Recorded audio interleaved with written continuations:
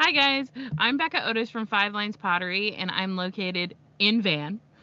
And I'm Ryan Durbin from RD Ceramics, located in Highland Heights, Kentucky. And welcome to Wheel Talk.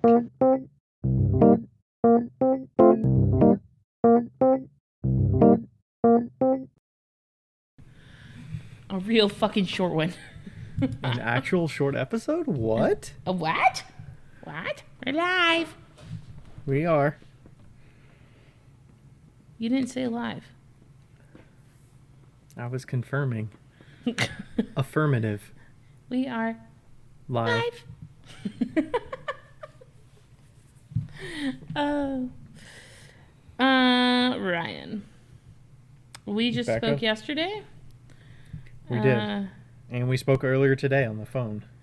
Yeah. Briefly, but I will still tell everybody because I'm sure they're curious about the cat situation. And I thought Ryan's already heard this today because I thought it was fucking this hilarious. is literally a 1-day delay. So you're going to hear this a week delayed. But, hopefully you weren't too up in arms about the Lloyd situation. Yes, the Lloyd situation. This week that you were waiting. Okay. So, I thought last week, yesterday, that Lloyd got in a really bad fight and he bit another cat or scratched another cat and the other cat bled on him. Okay? Or he was bleeding. Last night I confirmed that it was not his blood, and so he was not hurt. Other than it was not even cat blood. It was human blood. It was human blood. He drew blood from a human. It was not even cat blood. No. He was totally fine except for his paw that is still an issue. But I'm just going to try and get it infected and then I'll have to cut his paw off. And then he can't fight anybody. Anyway, that's not what's actually happening. I tried to disinfect it today with no avail. To no avail. It's a fucking cat. What are you going to do? So, anyway, this morning, I gave Lloyd his CBD oil that I've been giving him a little bit more often because it calms him down. And he moved his face, and the CBD oil is red. Like, red. And it, got all up on his face. And then later, while I was driving to take a shower, I noticed that color was the exact same color as the blood that was on his body, and I think that he just laid blood that was on his body, quote unquote blood that was on his body. So I think he just laid in his CBD oil, and that I probably dribbled it on the table or something because getting it into his mouth is a fucking chore, and so good news is that I don't think he got in a fight yesterday. I think that he was just pretty chill with him. So I'm calling the cat Billy. Billy? Yeah. Okay. After the song, Billy, Don't Be a Hero. I don't know that song. What? Billy, don't be a hero. Don't be a fool with your life. Billy, don't be a hero. Come back and make me your wife. Okay, anyway, it's about Billy, Don't Be a Hero is about I think it's a 60s song, but it's about Vietnam and this guy Billy going to war and his girlfriend saying don't be a fucking hero, please come back alive. Okay. And so that's this cat who's just getting into the fucking, and also Billy dies, by the way. But when you said Billy in that song, it kind of made me think Goodbye Earl or something. Just the type of name it is. You know what? Earl would have been a good name for him too. Anyway. Hope they don't end up like Earl or Billy. Yeah, so anyway, this cat just... Well, one was killed. He seems like one of those cats that's just oh, hey, what's up over here? Let me walk next to this cat I know is going to fucking beat the shit out of me. So... that's what I'm calling Billy. Billy. Watch, it's a fucking girl cat. Well, Billy's a girl name too. Yeah, Perfect. Billy's such a good name. Yeah. It's androgynous. I guess so. Yeah. Billie Jean. Mm-hmm. There you go. Billie Jean, not my love. Choo, choo, choo. I was thinking Billie Jean King, but okay. Oh.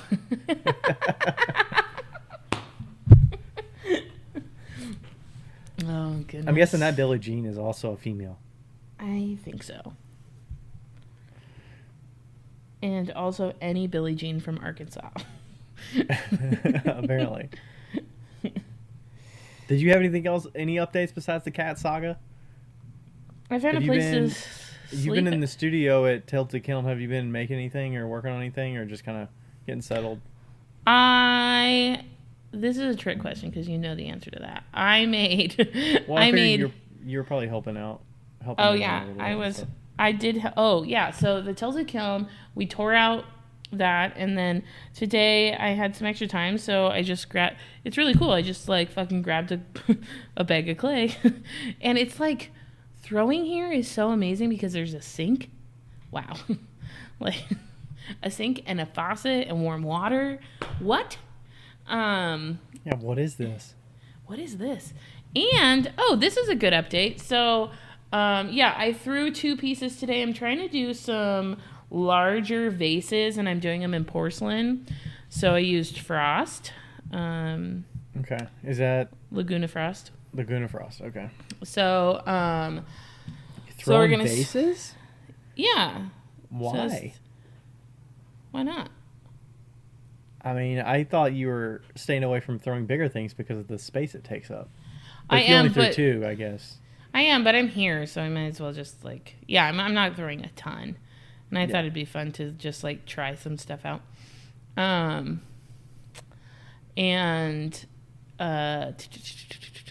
I threw it with Laguna Frost, and also Joe just got a brand new wheel in, one of the Scut wheels.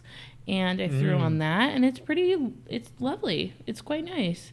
It's got a pedal just like the Brent's, I feel like. Okay.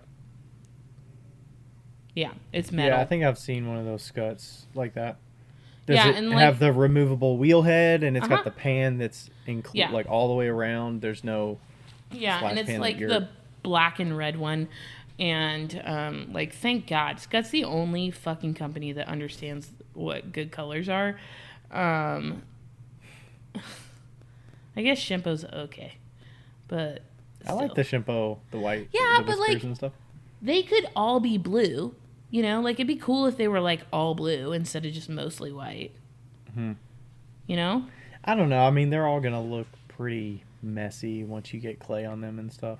If you clean them, they don't. But God for fucking bid, the Brents, those are the worst color on the planet. And that's one of my favorite colors. Is that mustardy yellow. Do you think it's because they kind of started doing the colors back in the 70s and when it was in and they just never changed it until they got the black ones? Green was a color? Yeah. Yeah. It's the worst color in the whole world. And now they're selling the black ones and you have to pay $50 extra. I think it's worth $50. The whole thing to be black? Hell yeah. I mean, it's only $50. Yeah. Scott has a pink one, I think. What would you rather have? Would you rather have if you had the black Brent as a whole and then you had to get another splash pan, but they offered you the yellow splash pan?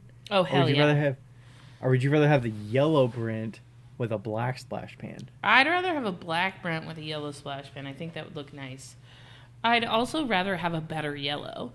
I'm not going to go and reformulate their yellow. They would probably change it more drastic. I mean, obviously, there's a black one that's pretty drastically different. I will say, the cool thing about Brents as opposed to Shimpo's is that Brents are entirely made in the United States, and all of their components are made in the United States, which is really cool. I don't know if because Shimpo's owned by Nidec still? Nidec, right? And they're all made in China. Yeah. Is it China or Japan? I thought it was... I don't know. Now I don't know. Maybe it's Japan. I don't know. But yeah, I think that's really cool. Another color... The Laguna ones are white, and they've got the light blue. That's true. Laguna nice. and Scut, I think, have the best colors going on.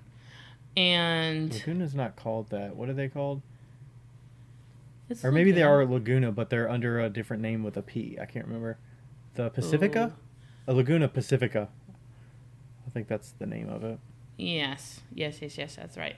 And the brand new Soldners are forest green and black, and they're fucking beautiful. The Bluebird, I think is what it's called. Is it? Did they change it to a Bluebird now? I think so. Yeah. Queen City Clay has one in their retail shop. Pretty. I think it's the same one that's been there for 9 months. Since Insika. Yeah. How much? It's like, it's almost $2,000. I don't know. I would guess it was more than that. Yeah. 2000 doesn't seem too bad for a wheel, right? I would think a brand new wheel would be at least 1100, 1500 So for it like depends. a mid-range. Mid-range. Like, yeah, wheel. that's I think it's a quarter, is it 3/4 horsepower, I think? I don't know. But the thing about the new Bluebird / Soldner is that it's all plastic as opposed to the old Soldners and new Soldners that, like the P series, are all wood. And the pedal is different, but I've heard that people are pissed about that, so they're going back to the old Soldner pedals. And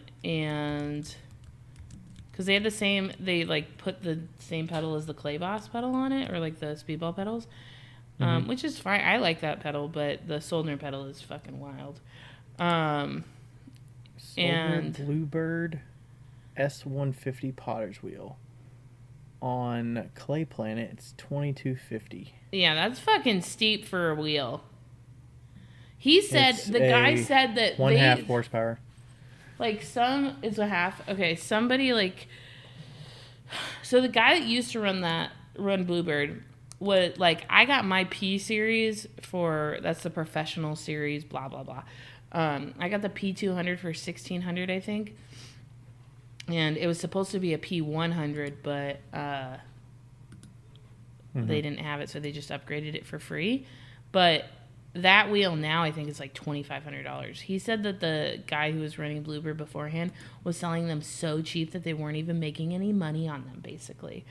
And that he's like, yeah, we had to up the price so much that it's a little drastic, but they had to. Yeah, that's what he told me at Insika. So Bluebird manufacturing website is fucking horrendous. it is awful. It's awful. It looks like it's written in 1990s HTML. It probably was. It probably was. Like, Paul Soldner probably did it himself. Like, God fucking damn it. It is awful. Oh my gosh. Oh, man. Whew. Yeah. Terrible. Okay. Anyway, that's our little snippet about wheels. Yeah. And colors. Also, I'm going to add this in because we didn't talk about the Speedball wheels. Their colors are also awful.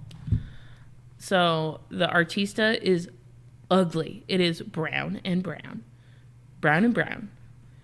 And nobody gets a pass on this one. Like, literally nobody. It does. I'm not talking about the insides of the wheels. I am talking about the colors. They're fucking terrible. Do you think there's a do you think there's a reason? I mean, maybe we can ask Speedball or something. Maybe they wanted to, like, make it the same color as the clay. I mean, it's at least closer to clay. It looks more terracotta color. Yeah. I want to, like, spray paint mine. I think I will. I mean, you can. Yeah. I think I will. And I know that I heard the asking, like, I think they, from what I can tell, is that you're like, well, how much different is it just to put in a different color? Apparently, it's a big deal. Like, yeah. And it like, is actually a situation. Especially when they've been manufacturing it for years. Yeah. You can't just throw in a new color and all this. You got to go through a bunch of testing, and what's the reasoning for it? They would have to charge more, and then do they cycle out the old stuff? Right. They still got to make pans, and they still got to make replacement parts for the old ones. So what's the benefit of producing a brand new line. So you Right. basically doubled the Yeah. parts that you have to replace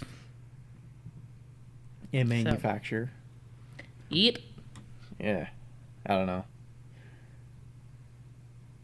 What do you think about the Shimpo Aspire is blue with the I like white. that one.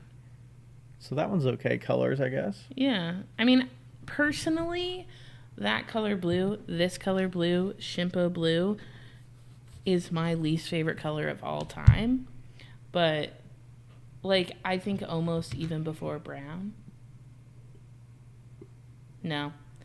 I mean, I think just the classic black looks really good. Black looks great. Yeah. But when you get a brand new wheel, it's black. It looks so dirty when you get stuff on it. Yeah. I don't But, know. like, that cobalty blue is just fucking awful to me. What about on the banding wheels? You don't like it on the banding wheels? No, they had a turquoise banding wheel. I'm like, wow, that one's great. Oh, they did? Yeah, Or does they have Laguna like have a a turquoise special one? edition. That sounds like No, a it was like a Laguna one. No, it was like a special edition Shimpo turquoise. Yeah, Really? yeah, yeah. Huh. I don't know. That blue has just never been a color that I've enjoyed. So like, I appreciate that they're blue. However, it's my least favorite color. So there's that. Yeah, I don't know.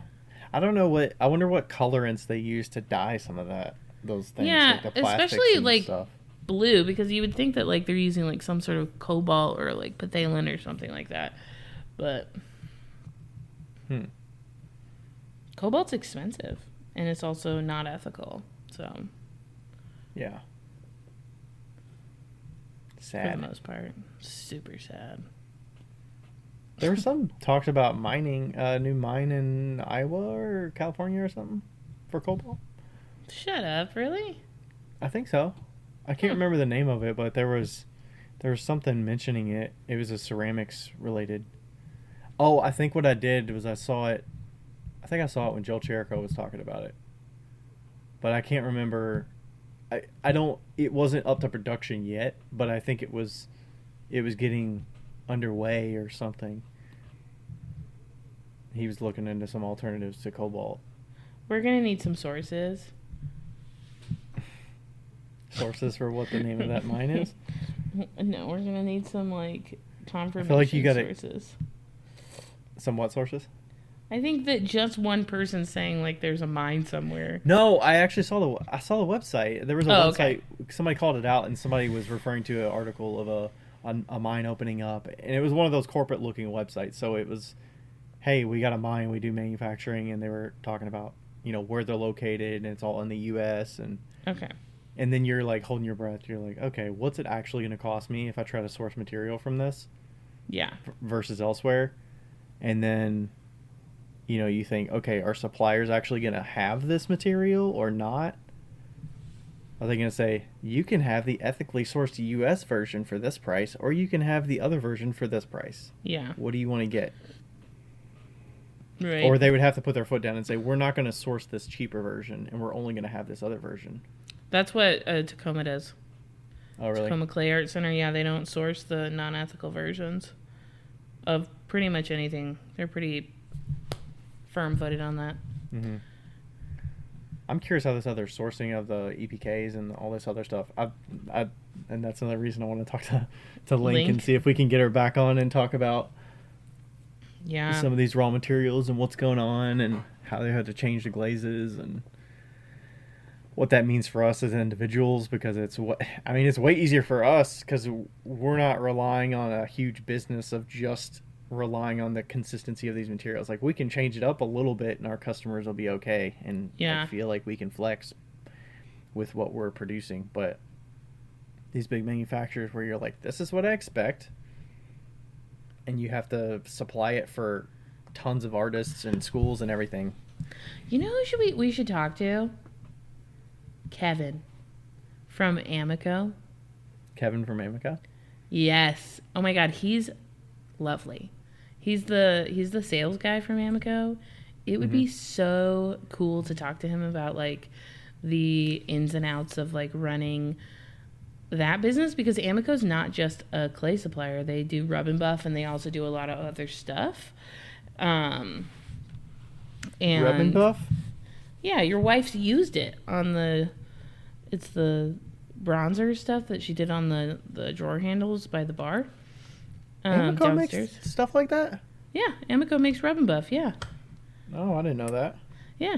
And, but it would be really interesting. We should talk to him at Claycon West and see if he'll sign up for an interview because he would be a delight to have. Okay. Yeah, I haven't chatted with him that much. I've only seen him at Claycon West. I've gotten drunk with him at Claycon West. Well, there you go. I mean, it was years ago. But, yeah, no, he's a gem. No, he's a Kevin. You said his name's Kevin. He's not a Jim. He's a Kevin. Not a Jim. He's a Kevin. Last year he was like, what happened? I did the workshop after Claycon West for Amico, but it was supposed to be Mako, but their stuff didn't arrive, so they just backed out. And so he gave me all the shit for it. And you just made it an Amico workshop. And I just made it an Amico workshop, which is hilarious. And I didn't know what he normally does, and I didn't do any of the shit that they always do. So I'm reading the paper and trying to walk people through. We're gonna do something else. And I did do that. I was like, man, does anybody want to learn how to blend underglazes? And so, anyway, but he gave me all this stuff for it. And at one point, he was goes to Joe and he's like, "Does Becca like me?" And then she's like, "Yeah, she does." Well, because you were talking shit, or he was just curious?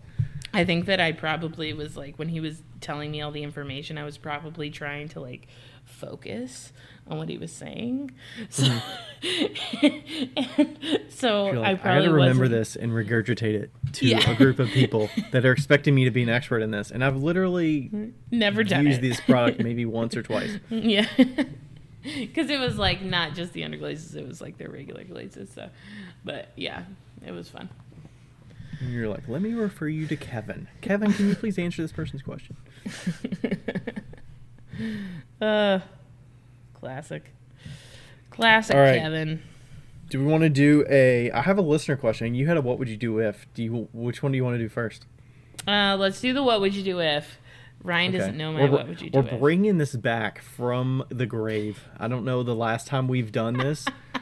It's been, let me see, the last episode I had on here was episode 216, about 15 episodes ago. Ryan's love child of questions is the what would you do if. Yeah, we just, some of these segments, they live and they die, and some of them come back from the grave. You don't know. You never know. So I just can't let go of stuff, so I'm never going to just delete that note as a whole. It'll stay there. It's always going to be there. So when hey, let's do a short episode, let's throw what would you do if in there. Yeah, because apparently it's shorter, but it never is. So, okay. Ryan Benjamin Durbin. That's not his middle Benjamin. Good old RBD. Resting bitch Durbin. Anyway, Ryan Durbin, what would you do if a more famous ceramicist copied one of your designs, tit for tat, and then posted it on their social media? What would you do if that happened? More famous. Let's say that somebody with 200,000 followers posted basically the exact same carved mug that you do. Basically the same. What would you do? And they were selling it. Selling it? Mm-hmm. Okay, that's a little different. I would not confront them. I would probably write. I'd kind of be watching a little bit. I'd probably write a comment on there because I'm sure somebody would send it to me, or maybe I would just see it, stumble upon it. I'd probably write a comment on their post and be like, "Hey, I really love that design. It looks really good." So they know that you know. Looking good, so that they know that I know. I would not directly message them and say, hey, by the way, I'm curious when you started doing that design. Because some of this stuff, like there's a lot of things that I do behind the scenes that I don't share. For all I know, they could have been doing this thing behind the scenes and they're just not as, I'm not in the know of everything that everybody's doing. So I wouldn't feel like it would be a threat to me necessarily. Okay. Because I'm less on the scarcity mindset of, hey, they're taking my customers. I think it could look bad on me if my customers started seeing this person blow up and they got popular. I mean, I would feel a little jealous that they were getting a lot of notoriety for something that I've been doing for years or months or sharing the process for a long time, and I just never got enough notice from it. But maybe they shared it in a way that got a little more audience, visuals. So like I would be, oh man, like why couldn't mine have got that popular? But I feel the same way about simple videos that I do, that I'm sure other people that have way less of a following probably do as well, and they're saying the same thing. They're like, why do they get that? They're doing the same process. Like they're not doing anything special. Right. Yeah, but this is a little bit different because it's the actual pieces. Yeah, so like they like showed up with a fucking carved, underglazed oil bottle. Mm-hmm. Boom. I mean, honestly, I don't feel like my design and process is that like, it's not hard to reproduce. It's just how clean and how well done is it. Yeah, but it's yours. Yeah. I guess I would also want to know, is it consistent with what they already do? Or does it seem out of reach? Out of the ordinary? Because if it's out of the ordinary, it feels like there's it seems like there'd be a reason they're doing it. Mm-hmm. So I was just, I really love this. I don't know. I mean, I don't think like blocking them would be on the table. I wouldn't do that. Yeah. I wouldn't DM them and say, hey, how dare you? Like, why are you doing this? Bitch. Yeah. I mean, I would hope that they're doing something a little bit different with, their glazing or the directions of the carvings, or I don't know. Yeah, it would be weird, right? If they did all the same thing. They even carved the bottom and they put their stamp on it, and it looked pretty much identical. Yeah. I mean, I definitely think there's enough audience out there that it'd be fine. It would be fine. There's enough customers. Like, I would still have demand myself to keep making this work because people still want it, and there's an endless number of color options and forms that I can do it on. So I don't, but I would probably be jealous of the attention they're getting because I've already been doing that thing. Yeah. So how would you feel about it? Would you, if somebody was doing the fancy designs? I also don't think that I would probably like be confrontational. But then at the same time, we all know I get a little feisty sometimes. And I'd probably say some petty comment. Would this be a sleep on it, Becca? I feel like this would be an emotional response, and then you'd do that first, and then maybe you'd sleep on it and be like, maybe I went a little hard there. I would, knowing me, I would probably like the post and then share it on my stories. You'd probably say a comment like, wow, this design is so amazing. Who would have ever thought of it? Or something. Yeah, you're right. I definitely would have said exactly that. Yeah. I don't think you would have tagged them maybe, but you would have shared it. I would have been like, wow. What an incredible geometric modern design. Who could have ever thought of that? But the thing is, you'd probably like shit on the colors a little bit or something. The color choice. Yeah, probably. The color theory is not up to par, but that's fine.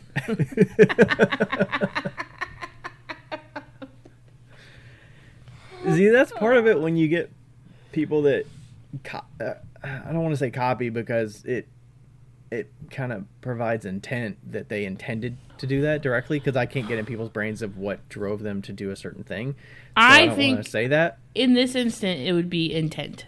Like there's intent. There's obvious intent. Yeah. Not that you can prove it, but you somehow know. How do you know though? I don't know. We're just going down the path that they directly copied you, and they did on. They're like, yeah. It's like I released that Domino's video, and P.S. Domino's are a fair game situation.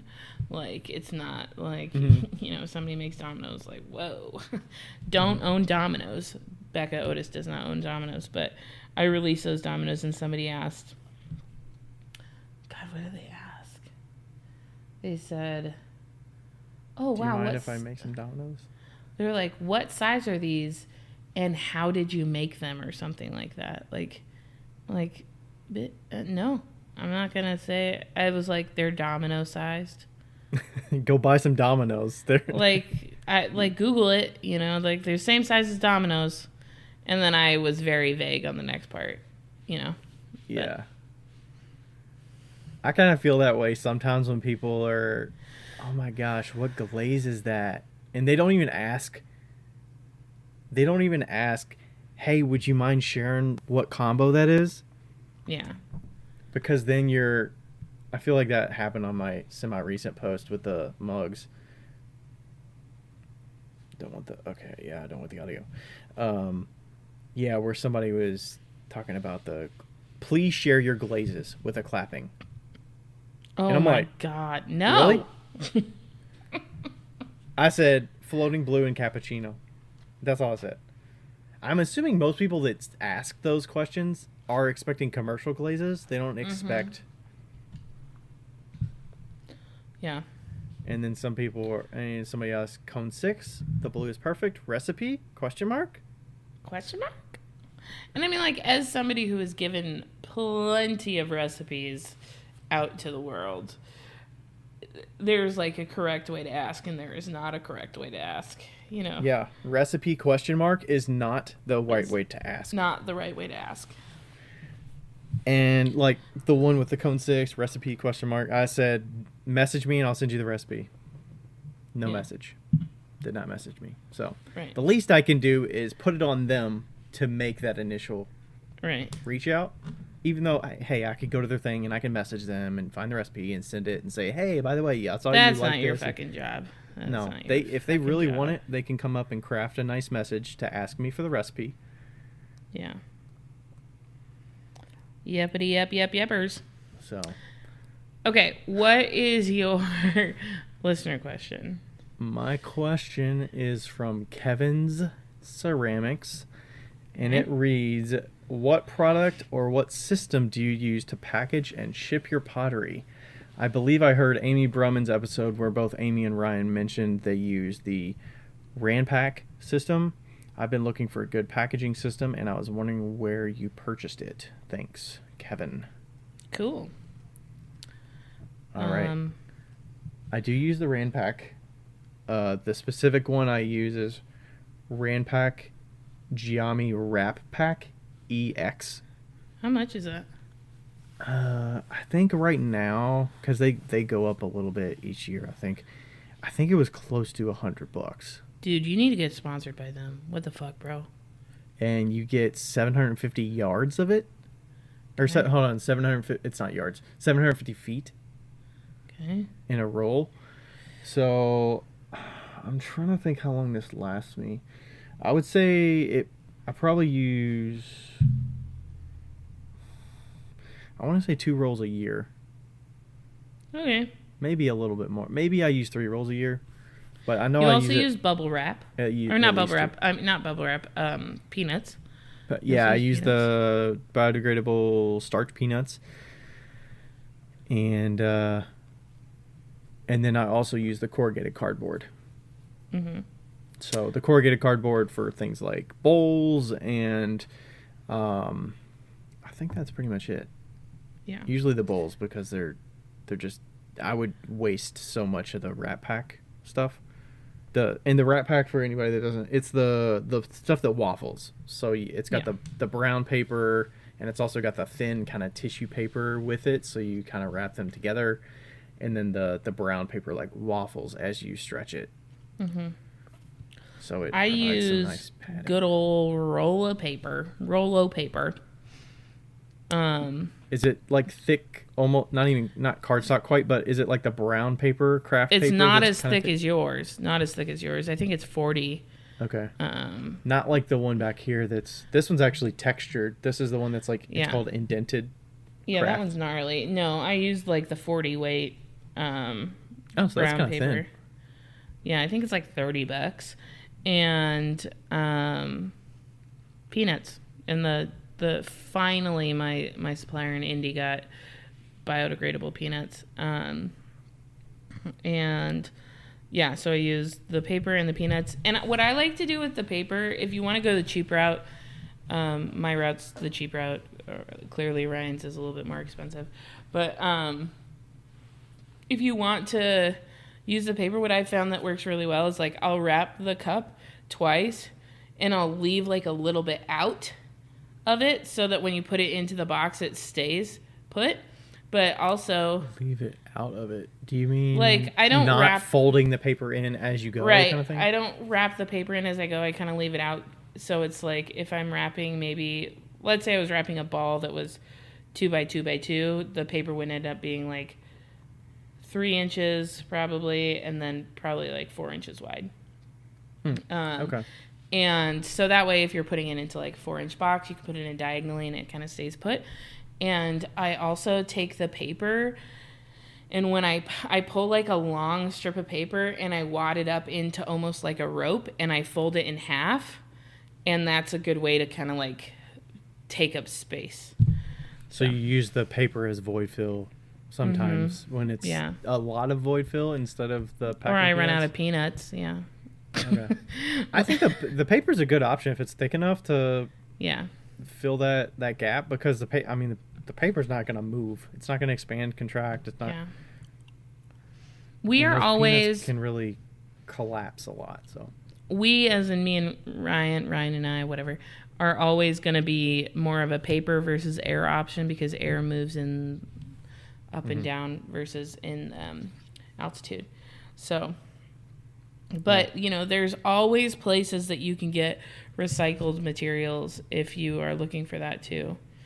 So, like the only time I use the plastic is if Rachel sometimes brings home boxes from work, because she gets a lot of stuff wholesale, and they'll have plastic and things. So usually I'll wrap smaller things such as spoon rests, shot glasses in the plastic. And just make sure I use it up pretty well and make sure it's plenty padded. And if it's small, like the shot glasses normally, if I was not using the plastic, I will use that indented paper up here. Yeah.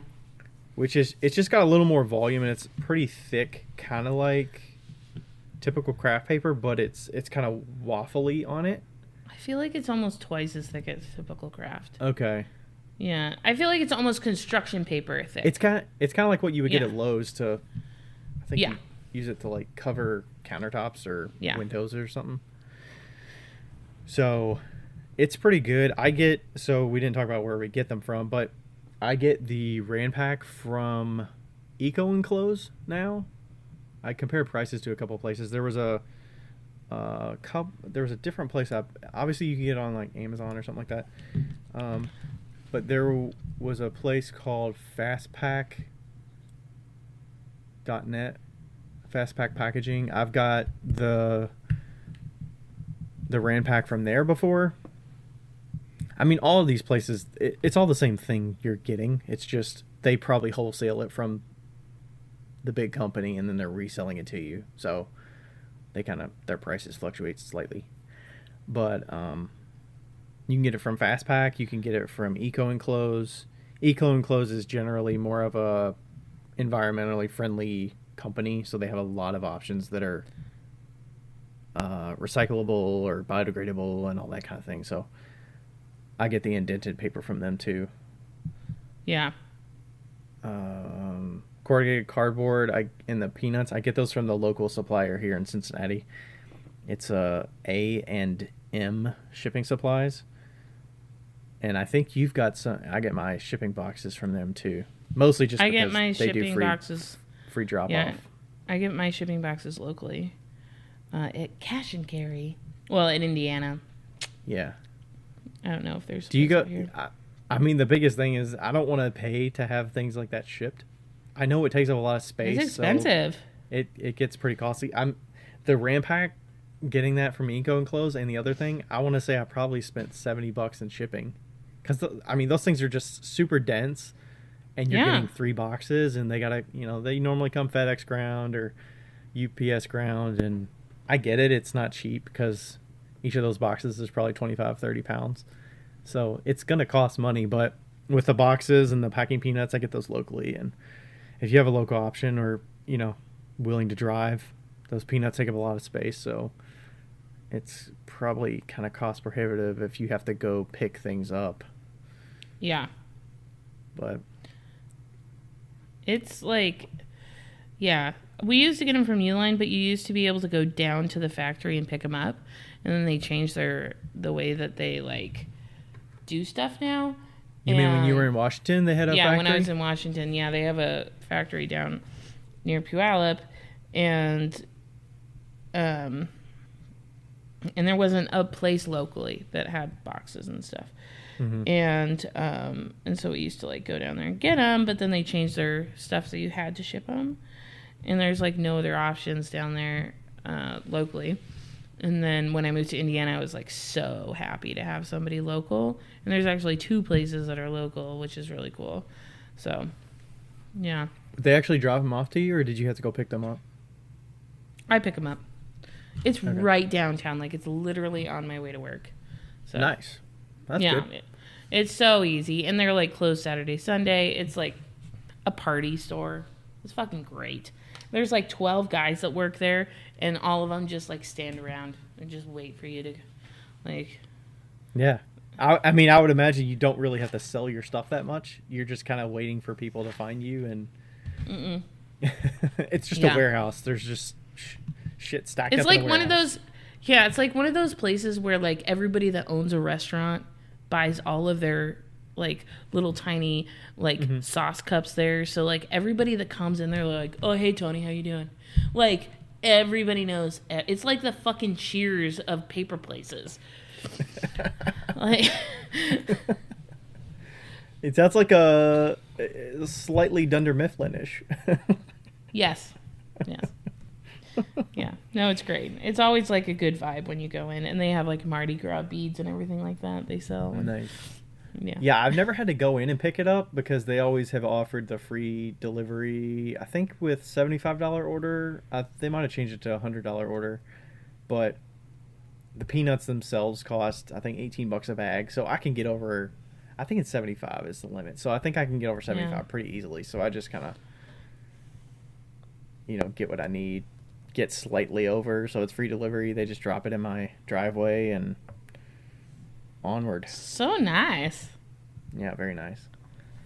Okay, so we're going to do our whole topic in 15 minutes. 15 minutes? No, we're not. I mean, enough? we have to talk about something else before that, but... Well, yeah, but, like, I think we can do it. Don't you think? 15 minutes? I'm kidding. Okay, let's shoot for an hour and 30 minutes. I mean, I was expecting we were at least going to talk for as long as we've already talked. Maybe We'll see. 45 minutes. We'll see. Okay. Ryan. Becca. How's that killing of yours moving? Moving and grooving. It's moving. It's grooving. One thing it's been nice not having to worry too much about with the Genesis, everything's on there. It's preset. I don't have to really do too much fancy with it. So Yeah. Pre-selecting those glazes. Honestly, I haven't been keeping as good of a kiln log as I probably should have. So Oh shit. I need to do that, but it does keep track of the firings, which is good. I need to get more familiar with all the settings of the control panel. But they did give me a huge binder with it that has the instruction manual. Yeah, that's nice. So I got a nice manual there to figure my way around the controller, or I can probably look online at the videos and instructions they have there too. Yeah. It's funny because like when Sarah and I changed out the elements of my kiln, which does not have the Genesis controller at all. It has just like a regular controller, and like the first time we did a firing, I was like, wow, that was 4 hours, because it was like just a quick one. And Sarah looked at me and she's like, wow, we should have done that a lot earlier. Oh, because the time difference of how long it took to fire it? Yeah, we did like a fast firing beforehand, and it was like... Wait, was that to oxidize everything, or was that... Yeah, but it was just like a fast firing to bisque. But I did like a fast firing to bisque earlier, and it was like 7 hours. Oh my god. Well, that's 200 firings for you. Yeah, but anyway, having that controller that like reminds you of what it's, that's nice. Keeps track of the firings. Keeps track of it, because like if we'd had that, we probably would have replaced the elements a hell of a lot sooner. Because I already know the answer, but do you keep a cone log at all? Absolutely not. Do you put witness cones in your kilns at all? Nope. I mean, sometimes it depends on if we're having. It depends on if we're like, there might be an issue. We'll put one in, or if we only fill it half full or something like that. Yeah. But yeah, definitely having that Genesis controller is like super nice. Super nice. Yeah. Yeah. It's been pretty sweet. Yeah. And recently I've had to actually take out one of the bricks of an L&L, and I was surprised at how easy it was. It like you just kind of like loosen up the top and just cheek, and put the new one in, and wham, bam, thank you, ma'am. Wham, and bam, thank you, ma'am. In those channels, did the channels stay in there? I'm guessing that's why you replaced it, because the channel was broken or something, or did you... I don't know if it was the channel. I think it was the whole brick that was broken. The whole brick was kind of falling apart. Yeah. So, yeah. That was pretty easy peasy. I would imagine you could probably... I mean, you wouldn't probably want to do it without changing the elements at the same time, but I would imagine you could probably swap it out and just put the element back in the channel more reasonably than, I don't know, maybe not. I don't know what you just said.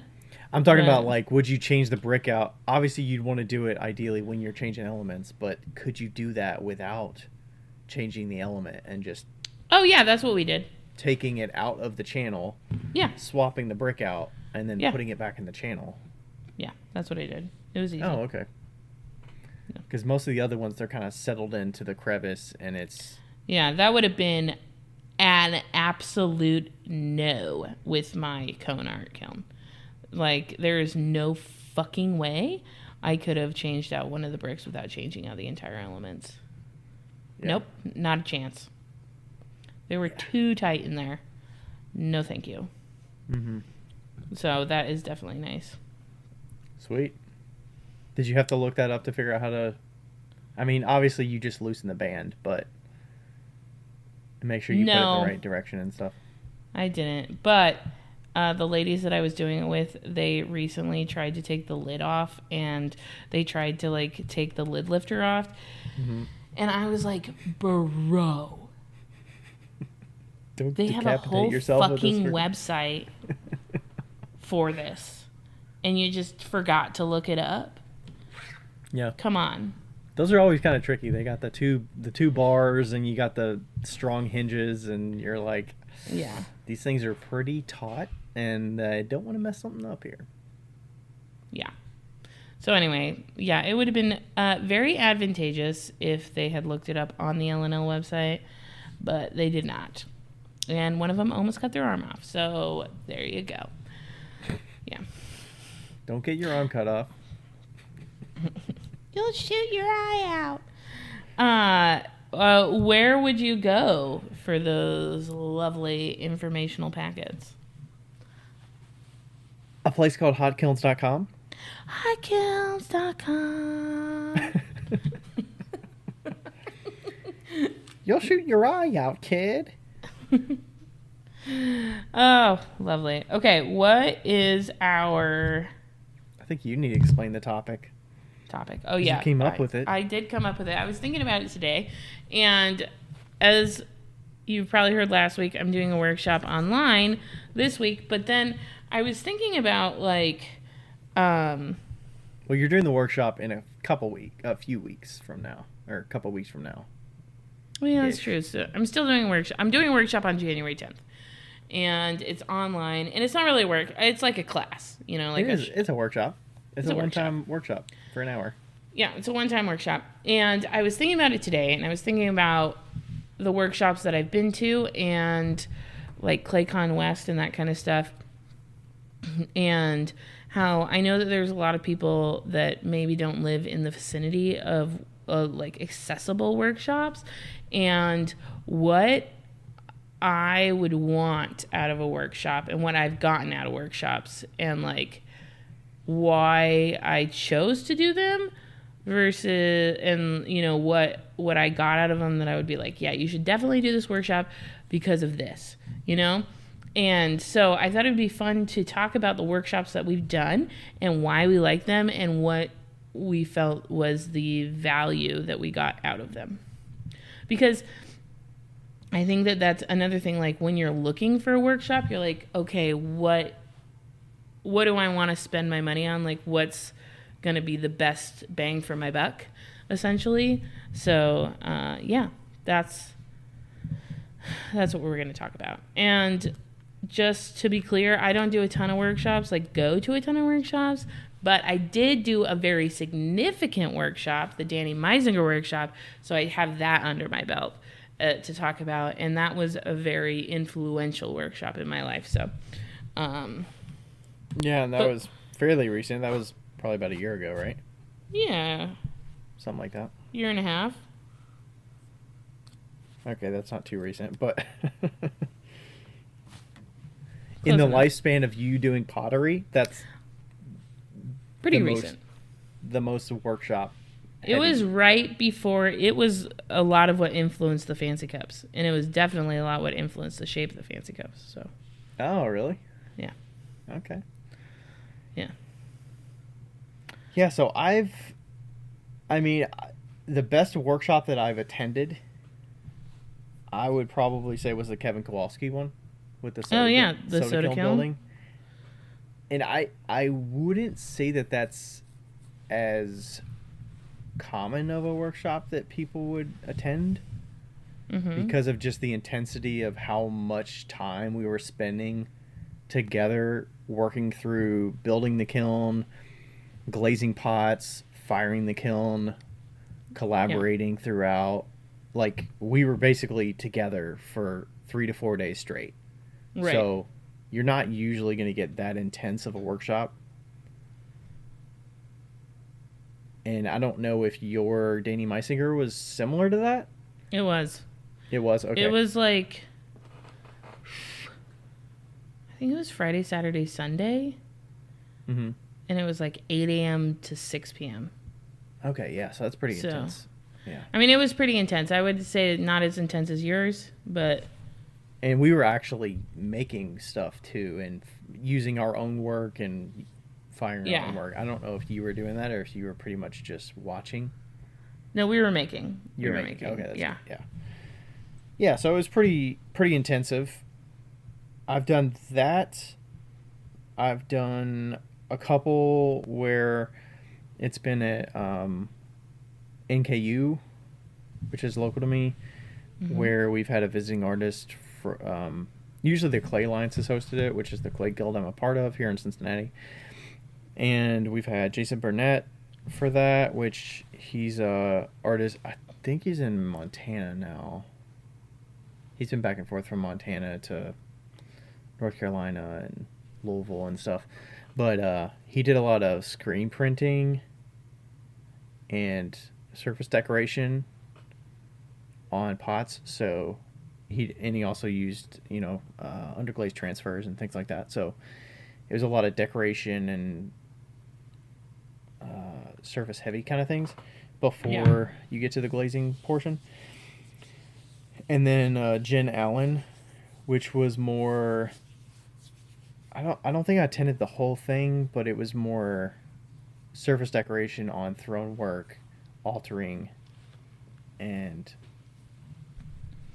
different techniques like that. So, most of these people were doing throwing, and the Jason Burnett one I was a little more close with, because I was actually throwing some of the pieces that he was actually using as canvases to make the designs on. So Okay. I wouldn't say we collaborated. We had 1 cup or 2 cups that I still have that were kind of semi-collabs, but so I was a little more involved in that one than most other workshops that I would, have the option to go to and attend and participate in. So those are the ones that I've pretty much done, and I've probably watched some demos and things with a visiting artist in high school or college. Yeah.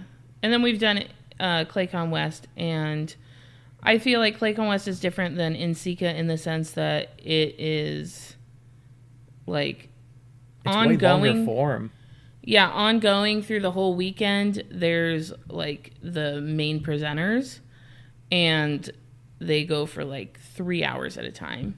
Yeah, those are workshops in and of themselves. If you just watch one main stage presenter, if you watched Dell last year at ClayCon West, you could have got a whole workshop's worth over 2 days of watching him do his process. Yeah, and this year Danny Meisinger is going to be there, which I'm stoked about, and also. I didn't know this, but one of the other guys, the other guy that's going to be there, that does the sculptural stuff. Jason, is his name Jason Snell? No, I thought it's a weird name. Snell, I thought. I'd never heard of him, but he's fucking huge in the gaming world. Oh, I mean, he's got those like character looking, animals and creatures and things. We're looking up the name. ClayCon West. I'm gonna get it before you.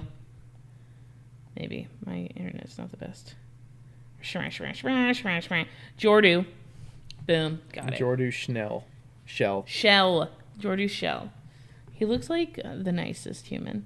Yeah, Jordu Shell, and he has like these crazy sculptures. And yeah, and like I know that the Christina Orthwein one is going to be fucking phenomenal too. Mm-hmm. I was so sad that I missed hers last year. Yeah, she's doing something different this year though. She's doing more of her sculpture, I believe. I know, I'm really excited about it. Because last year she did more decorative things. Decorative, yeah. Yeah. So yeah, very excited. Yeah.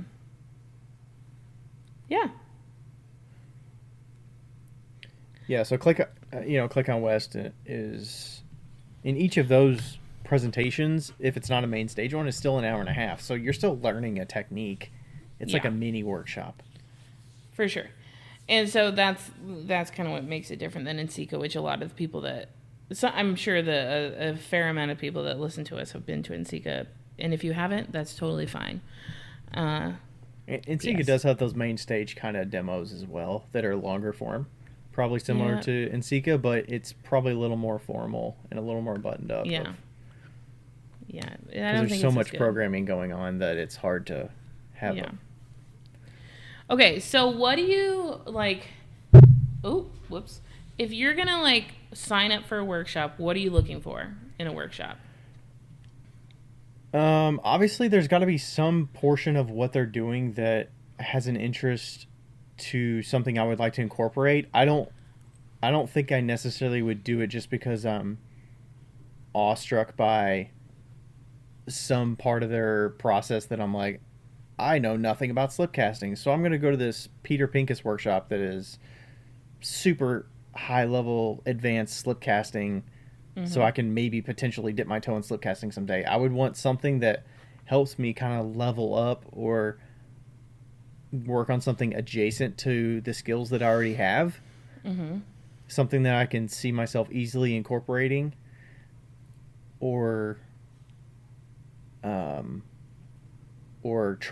doing a trial of, whether it's putting some different adjustments and alterations to forms that I can throw and I'm confident in throwing already, or so it's a little different with soda firing and things like that, because that's a little, it takes a little more involvement of actually doing the firing techniques to actually get value out of that. I mean, I have general interest in that, but if I don't actually have access to a kiln and doing the different ways of firing in which they do it, like going to a wood shop, or going to a wood-fired potter that does a workshop about wood firing, maybe I would have to be participating in it to really get the value out of it. But hearing somebody just talk about wood firing and processes and how they go about loading it a certain way, like I don't have access to that materials and resources to make it worth it for me. But yeah, for me it has to be a slight level up or incorporate. Like maybe I'm gonna dedicate 5% of what I already do to maybe trying this thing that I'm going to take away from the workshop. It's not something I'm going to drastically change my body of work by going to this technique or lesson that I'm going to learn about. I think for me, it's like the opposite, because I'm not necessarily looking at this point in my life. I'm not necessarily looking to up my game. I'm really happy with my game. Like where it is, but I would want to go to something that is completely different than what I'm doing, so that I could learn something totally new, but still understanding that you have to know a base of what they're going to talk about. Like I would really be interested in like a Renee Lepresti workshop, or like you said, a Peter Pincus one. I would love to do that, just because, even though you have no knowledge absolutely of slip casting. I am like ready to go in balls to the walls, no knowledge necessary situation. Like I would love to do it, because then I can research beforehand and like watch videos and do stuff like that. And I feel like it's kind of limiting for some of them, because you need some level of knowledge before going in, or else you're not going to get the value out of it. I agree, but I think that with slip casting, you can get a lot of that knowledge like externally, like through YouTube or something like that, as opposed to like throwing. You kind of like, if you're going into a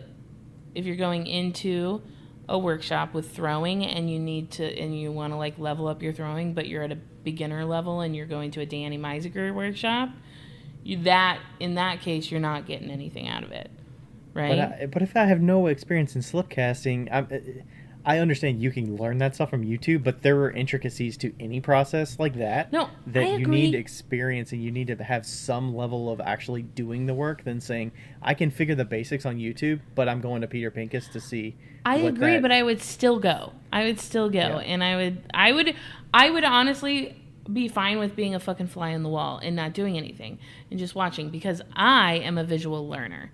And so once I see it done, I can do it, typically. So I feel like some like that is going to need a lot of math and very specific ways of doing things, or else you're going to have issues. Yeah, I like being thrown into the trenches like that. That's how I learn. Like some people don't learn like that. You are a very calculated learner, and I am not. Okay, like not at all. Yeah. And so that's kind of like what I'm looking for in a workshop. But it has to be something different, because if it's something that I am like kind of aware of, I'm like, I can fucking do that. I don't like, I What if can you had already to do that. What if you had to, because I would suspect somebody like Peter Pincus, with the level of knowledge and expertise that you're getting, you might pay $2,000 for that workshop, or $1,000. Oh, yeah, that's a good question. Would you be willing to pay that for something that you literally have no experience in? Yeah, I would. If I had the money. If I'm like poor as shit, no. But like, if I had the money, if I had like a budget for workshops every year, like if I had a $4,000 budget for workshops that I want to go to workshops. That's a lot of money for workshops. Well, I mean, I guess if you include travel and buying a piece and lodging and all that shit. Okay. Yeah. I would totally drop $2,000. I don't know how much his workshops are, but I would totally drop $2,000. I don't know. I mean, some of that, if you're going to a place and it's not he's not visiting. Yeah. Does that also make a difference? I mean, you did do that for Danny Meisinger. You actually went to his home studio. Mm-hmm. It wasn't a, hey, he's coming to, oh my gosh, he's coming to Cincinnati for a workshop. I'm going to go attend that workshop. A Peter Pincus workshop is only $450. Okay, I was just throwing a number out there. But still. I was just giving an example of, hey, some of these people can be very expensive, depending on the level of workshop you're getting. Yeah, I felt like the Danny Meisinger one was really, really high at the point of where I was in my life. I should clarify, though, that I agreed to go to the Danny Meisinger one while I was piss drunk. Like, because somebody else was going to it as well? And you were like, oh, yeah, let's do that. Wasted. And Bear was like, you want to go with this to me? And I was like, yeah, let's fucking go. And I'd never met Bear before. Do you want to go with this to me? To this with me. That's what I meant. That was the piss drunk Becca speech at that point. And I was like, yeah, let's fucking do this, right? I was like 4 whiskeys in. I think it was after a podcast. Oh, it was probably after a podcast that I didn't want to talk to the person, so I got fucking schmammered. And, which never happens, by the way. I always want to talk to everybody. And you were talking with Bear on the phone? I was texting him on the phone, and then he was like, you want to go to this with me? And I'd never met Bear before, and he was like, I was like, yeah, let's go. And then we just fucking went. He picked me up, and we drove to Kansas City, and chatted the whole time. Had a fucking great ass time. I have lost touch with him, and that kind of makes me sad. Do you think going with Bear had an effect on your enjoyment of it? I do. Yeah, for sure. That particular workshop was one of those ones where it was like right above my skill level. And I was probably potentially the best one in the group, you know, like as a production potter already. Mm-hmm. So I was, yeah. So it was like I gleaned a few things out of it, but it wasn't like. What was the actual? Was there a thread of, hey, this is what this workshop is going to cover? He kind of talked about like clay. Let's see, we did. Because it wasn't as simple as throwing big. It was right. No, it wasn't. He did a lot of small stuff. He did like tea bowls, and that was interesting. Like kind of learning how he makes his tea bowls and like doing stuff like that. And then he did do big stuff with a few people. I chose not to. And then like he would show us a form that he does, and then we would copy that. So like we did his pictures, and we did his like spheres, like the round spheres and stuff. So there was like a lot of forms that I would have never done, and there was like a lot of attachments that I was like, oh, that's cool, and like the way he cuts his pictures and stuff like that. So there was a lot of technical things that I would have never thought of in it that I was pretty stoked about. And also he's just a cool guy, and there's a lot to learn from him. And so like coming back from it, I was like, everybody should go to this workshop, you know? Mm-hmm. But yeah, like I think especially if you're just a regular potter, let's say you've been in it for 3 to 4 years, and or even 5 to 10, and you can have a workshop with somebody and you're like looking to up your game to like the next level. If you can find a workshop with somebody that's been in the game for years, like 30 plus, like Simon Leach, Tim C., Danny Meisger, I just wrote a name down. I'm waiting to see if you say it. Oh, fuck me. Oh, I'm out. John Britt. Yeah, like, oh my gosh, Melissa and Eric, like, they had John Britt for the workshop, and they said it was phenomenal.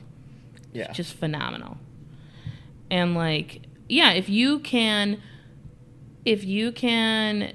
do a workshop, like a 3 to 4 day workshop with those type of people, there's no question that your skill is not going to improve if you like take it seriously. Do you ever have a sense of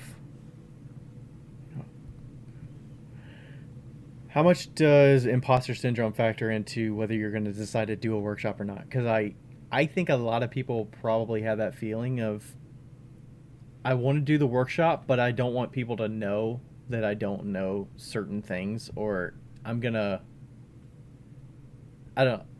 mean, obviously the person you're taking the workshop from is the expert in the room, but to me it could seem like, ooh, I'm not as good as I could be, and I'm taking this work, like you're taking the workshop in a positive way to help you out, to get you to that next level or keep progressing, but you're also kind of like, ooh, am I going to be known that I'm not as good as I seem on the outside when I attend a workshop and people can actually see what I can do amongst them, if it's like a hands-on thing? Or Well, for me, no, but you're also talking to somebody who flopped like 4 bowls at NCCA in a demo, so I think it can be a little bit of it could be a little stressful going into that environment if you're used to being in a solo studio, or nobody really has access to seeing what you do and how you do it unless you give permission by putting videos online, and you choose when recording happens, and you choose,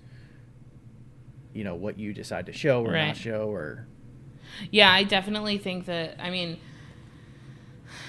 I don't want to sound like that person, but I wasn't in that situation when I was there, but I think there was definitely a few people that they were like, oh fuck, I could have been better coming here, like, you know, but I still think there's so much to glean from it and so much to get from it. Like, it's not like,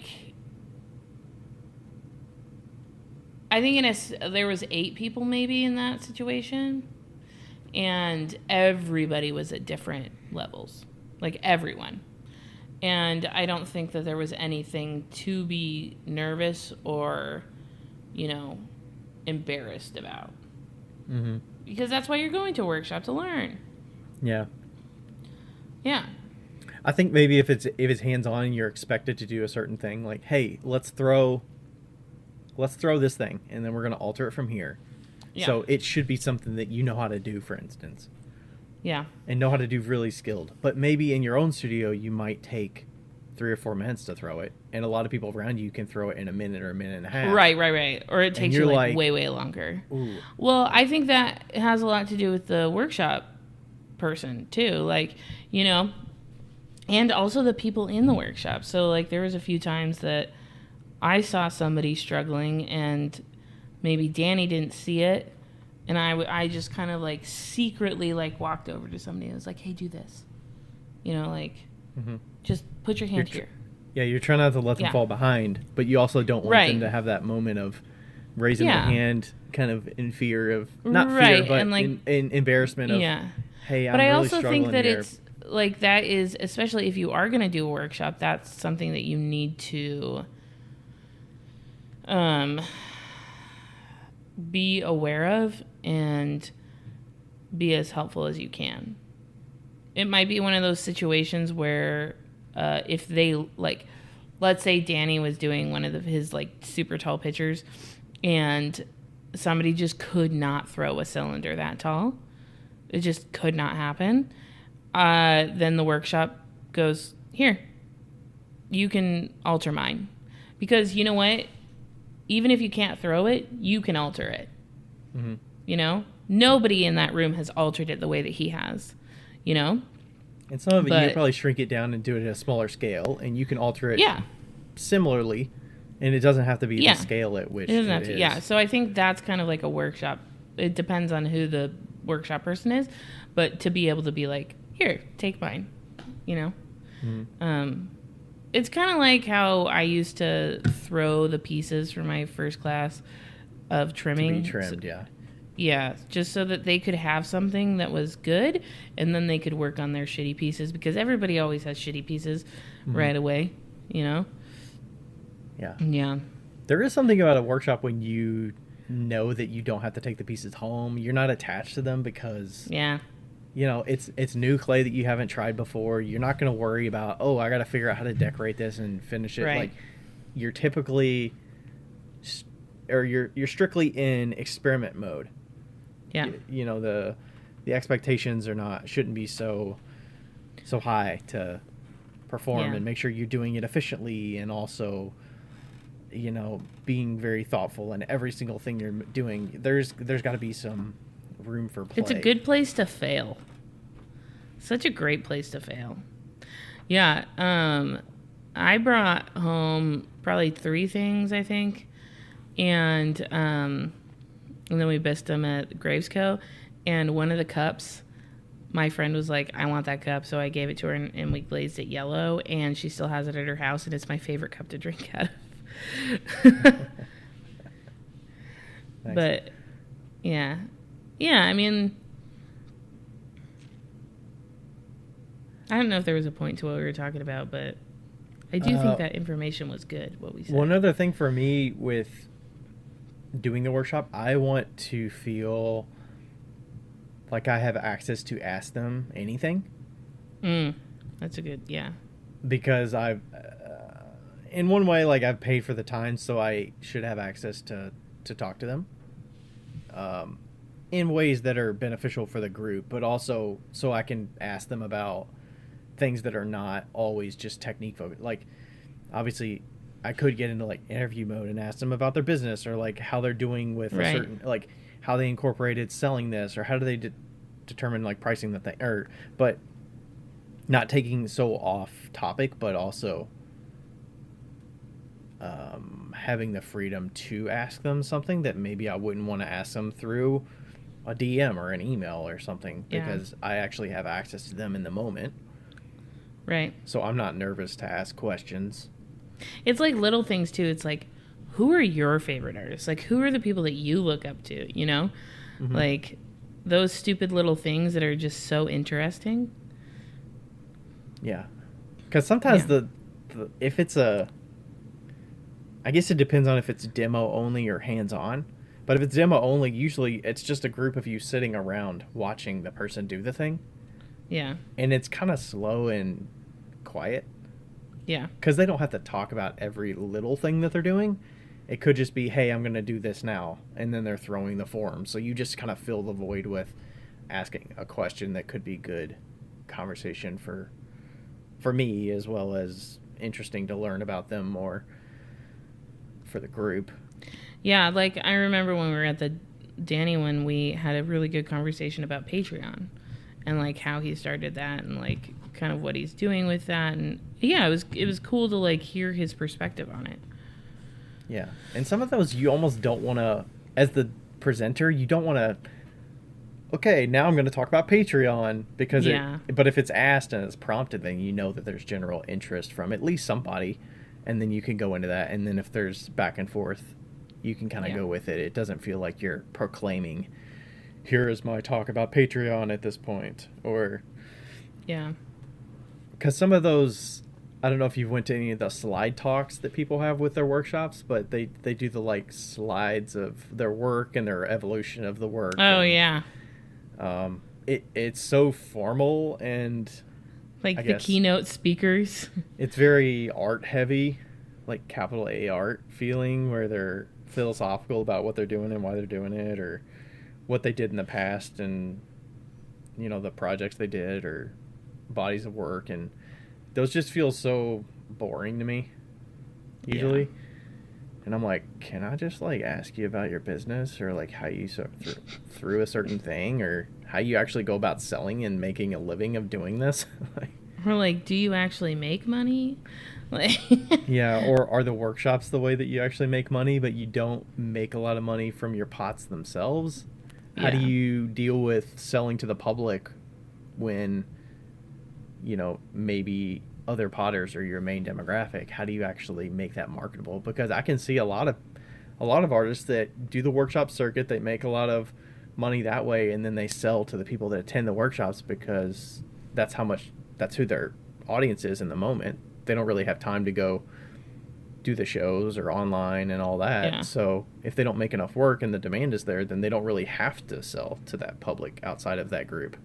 Mm-hmm.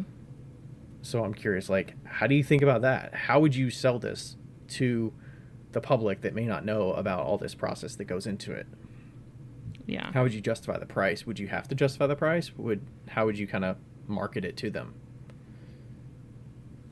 I think those kind of questions would be interesting for me to ask if they're there. Yeah. What is there? Let's talk about in the last 10 minutes. What what is something that's like a turn off in a way? Like, what is something that you're just like, no, I'm not gonna do that. I don't want to go to that because of in this. a workshop, or just in a workshop. If I'm looking at workshop options, or maybe like if you're looking at workshop options, because we don't want to point anybody out. The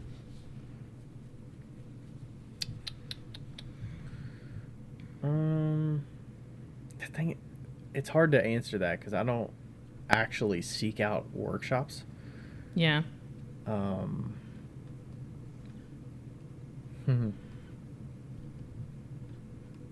I guess if it's too art heavy, I get turned off from that. If it's too philosophical about the reason, I mean, it kind of sounds like a gallery opening or somebody talking about the reasoning behind. Like, I want to know hands-on techniques. I want to know things that I can take away. I don't want to go to basically a lecture where somebody's demonstrating a technique to distract me from it, to just keep my attention while they're talking about art theory or heavy topics. That's not why I choose a workshop. I think I don't want a short workshop. I would want to do like a long form. What's long form to you? Is that one day for like 8 hours? Is it 2 or 3 days? Like 3 to 4 days. 3 to 4 days. Okay. Yeah.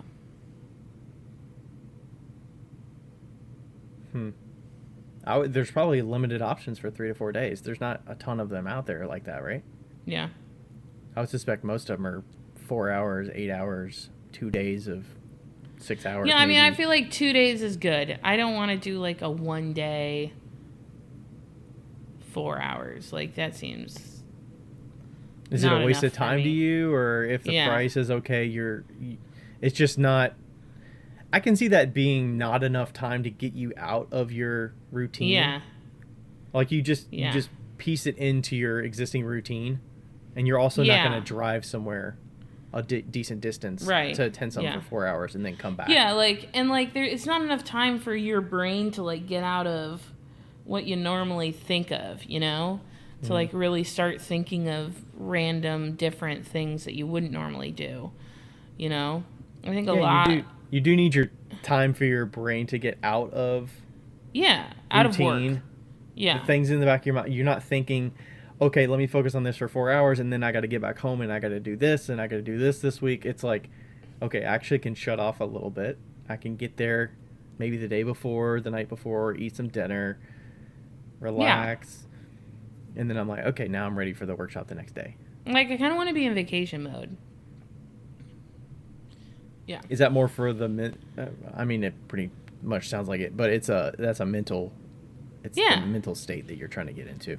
Yeah, just so that, because, like, if I'm going to a workshop, I want to expand my brain and my possibilities to whatever is available. Like we were talking about failing. I want to fail as much as possible so that I can learn as much as possible, you know? I like that. I think the ones that I would... Yeah, I would like a 1 to 2 day kind of thing. See, like I said, I don't actively look for a lot of them, but if I were to choose some, like, I'm trying to think if I were to do something like a John Britt workshop, that would be a brain heavy workshop. Oh my God. So I would really have to be ready for it. And I would almost I would prefer to go slightly away from my house. Like, I almost don't want to sleep at home and have other distractions and things that could influence, like you're talking about, where you actually get there and get in the headspace. So I think traveling a little bit for it would be good. Yeah. Maybe it's just in Columbus, it's 2 hours from me, or up at the Beals or something like that, where it's worth the trip. You put it on the calendar. I got that from the Kevin Kowalski one. Besides, like, being at Isaac's and stuff, you have to go through that process to get there and get settled in and all that stuff.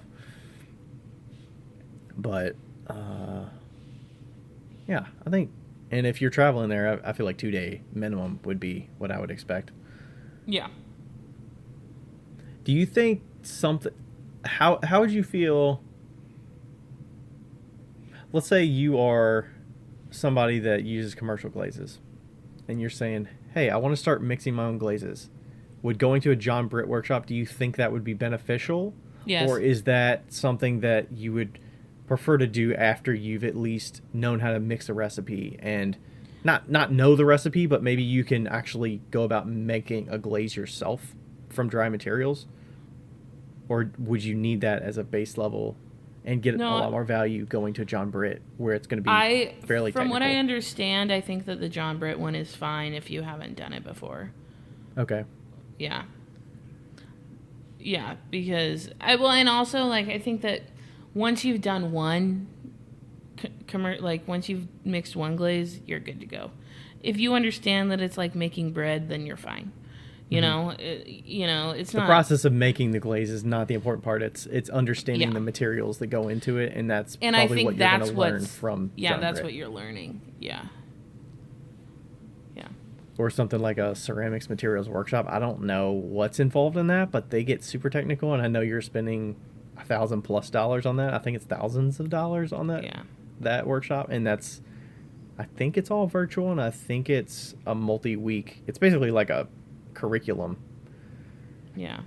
that you're following. I would not do that. It sounds super intense. For that shit. I would have to have a lot of interest and understand. I don't really care enough about glazed materials to do that. Like the chemistry. We already lack that interest. And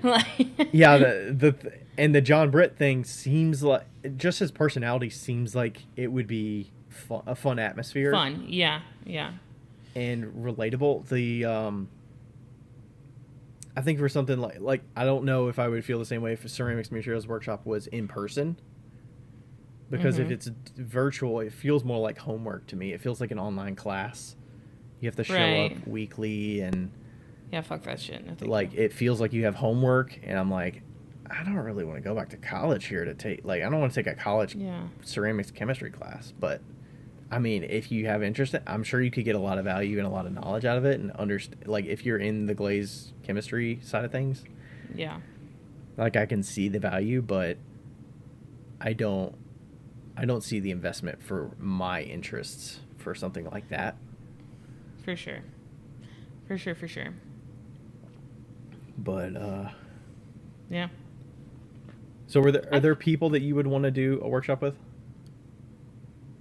You said the Peter Pincus, but is there like somebody that you, even if they do workshops now or not?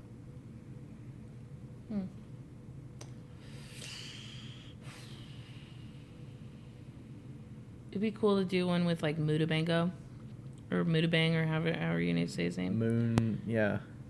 He did this U.S. tour, I think, over in the West Coast more last year. Yeah, with, that'd be cool. Or like learning how to do the ongi pots. That'd be cool too. From Adam Field? I think he does. I would probably not do it from Adam Field. I'd probably do it from somebody else. Oh, not because I have anything against Adam Field, but I would want to do it in like Asia. Oh, okay. Yeah. No, I don't have anything against him. I just... Yeah. It's kind of where he learned it, I think, when he was in, I want to say Japan, or Korea. Yeah. Maybe it was I think Korea, I would want to, if I was going to do like a workshop, I would want to do it in like Asia. That'd be fucking tight. Yeah, did you see that? I want to say Williams Pottery. Mm-hmm. He went to, I don't remember where he went. I think he went to Japan. Yeah. And he did that kind of apprenticeship. Yeah. Thing. It was pretty cool to see the documentation from that. In my opinion, in my very humble opinion, there's like the U.S. market of pottery, and then there's Asia. And like the U.S. market of pottery is like right under Asia. Like the top of the U.S. is under the bottom of Asia. Like, in what aspect do you mean? Do you mean quality of work, or just the process involved? I think what do you mean? Quality. I think like the quality of skills is what I mean. Quality of skills. Probably because they work them to the bone, but like I have no idea what a novice Japan potter. I mean, yeah, like novice potter. Japan, but like I guess, like, when you see those fucking factories that those guys are fucking spinning those wheels and throwing off the hump and, like, just cranking them, like, we could never. Fucking never. And a lot of those, they're not doing it with, what's the reason behind making that? It's just, like, that's what they know, and that's their job. That's what they do. Yeah. They just make hundreds of those a day. It's not about... Yeah, that's just their job. Do you love what you do? Like, if you ask them, do you love what you do every day? Or they'll probably be like, fuck no. Hey, what are you making? What makes you want to keep doing this, you know? Yeah. How long have you been doing it? Or, like, it'd be fun to do, like, a workshop in Mexico, something like that. Like go to a different culture and see how they do pots, you know? Yeah, that would be interesting. Yeah.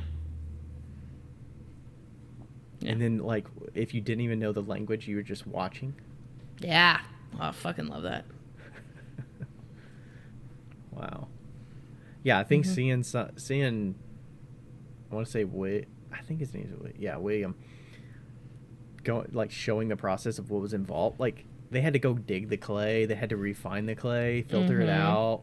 It's so involved. And they also did the atmospheric firing for it. And it's... Yeah. I know. It's wild. Like, and you know, you're talking about efficiencies in throwing. Like, that's not, it doesn't seem like that's, like, the reasoning behind throwing more efficiently so you can make more pots, so you can make more money, doesn't seem like that would be high on their list of how they're deciding what they want to make, you know? Right. Yeah, I'm just like, oof. Maybe that's just the realities of being here and needing to make money so that you can keep going and stuff. Yeah.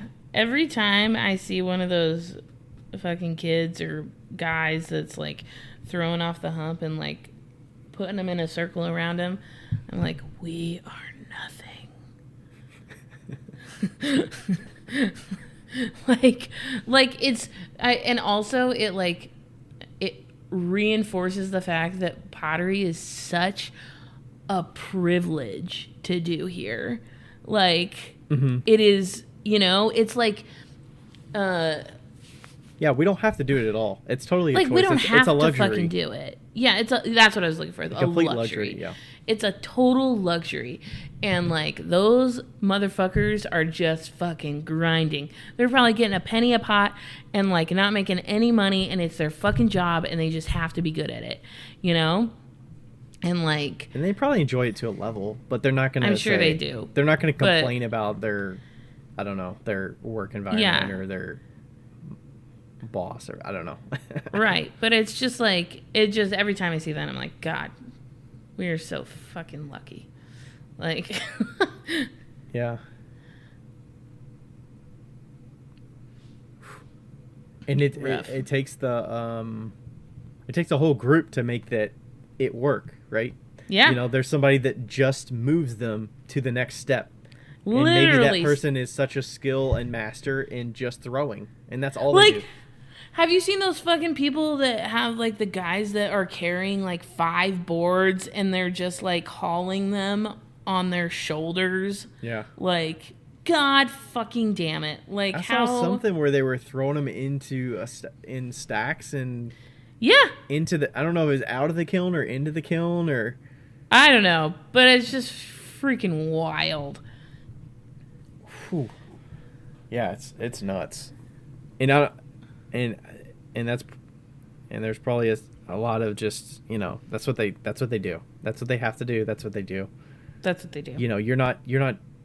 I mean, I want to say you're not doing it for the love of the game. You're not doing it for that. No. But it's hey, it's just what you do. I don't know. It's just what you do. Oh, and also one more thing: those fucking teapot makers. Those guys do it for the love of the game. Oh, that's crazy. But they are so freaking perfect.